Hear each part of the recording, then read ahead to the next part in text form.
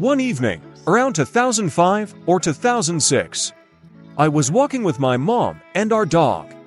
The sky was already dark, but it was full of stars.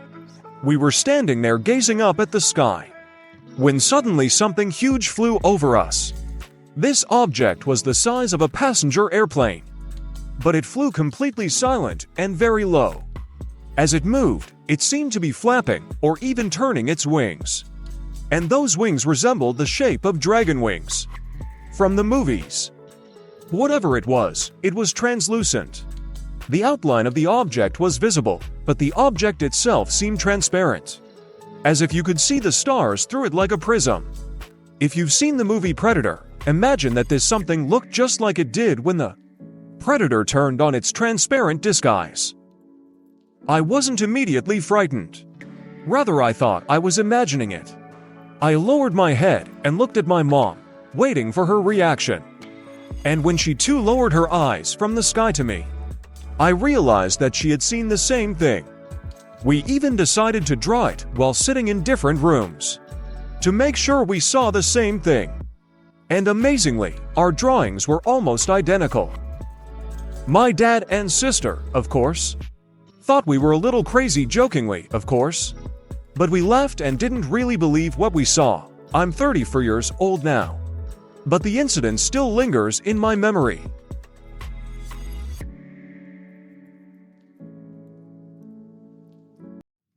So here's a story that happened to me once, but only came to mind 5 years later when I came across your channel. We had a corporate event, and I decided to ride my motorcycle to the event. At the end of the event, around 11 p.m., I looked at the map and decided not to go back to the city, but to take the country roads to my relatives to arrive at them by 2 to 3 a.m. According to the plan, I got in. The way was difficult. I was moving at a speed of 30 kilometers per hour. And closer to 2 a.m. I came to a village that seemed strange to me. There was an asphalted road. A lot of people, young people, lighting along the road, cars, small apartment buildings. I moved slowly and looked around. Carefully, I thought, this is civilization in the forest. After traveling a certain distance, the lighting ended and I turned off the good road onto a dirt road and then onto a sandy trail. On a hill I stopped to rest and admire the view of the village below. Stood for a while and drove on. What was strange? When I recently remembered this adventure and looked at the route on the map with satellite view, and zoomed in, I was surprised. The village was visible, but there were no houses. No lights, no asphalt. After another 5 to 7 kilometers, the chain on my bike broke. And standing on the side of the road, I pondered whether I should return to this village. Perhaps to fix it in the morning, or whether it would be better to take a bus to the center. However, looking at my watch, I decided to walk to the center, using my motorcycle as a wheeled cart. At one time I was so tired that it seemed to me that sometimes the pink sun was rising, sometimes the full moon was shining. Sometimes the horizon just disappeared from the setting sun in the evening. I realized that after 5 hours of travel, dragging 100 kilograms in a stroller and driving 25 kilometers due to fatigue and thirst, illusions could seem reality to me. But the settlement, what would happen if I went back there? And why I saw things that could not be. I hadn't consumed alcohol or smoked in almost 7 years. That's why I came to the corporate party on my motorcycle. I believe there is life after death. During a daytime dream, I visited the astral world. There I saw beautiful apple orchards, paradise gates with golden flowers, fountains, white marble buildings, paths, and benches made of marble. There were huge moss-covered pine trees, streams of purest water, and brightly colored flowers all around. The light there was something special, matte white.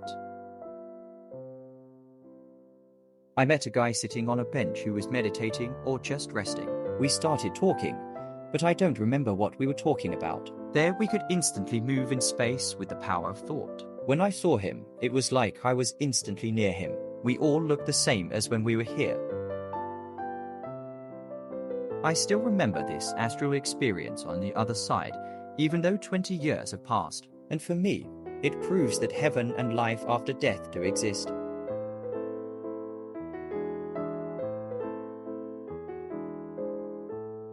My story of how I almost died begins 27 years ago when I gave birth to my first child. I was a young and healthy girl from the village. I was 20 years old and I did not suspect that I had a small defect. Sorry for the unpleasant details, but women will understand me better than men. The thing is that during labor, my uterus did not open as it should,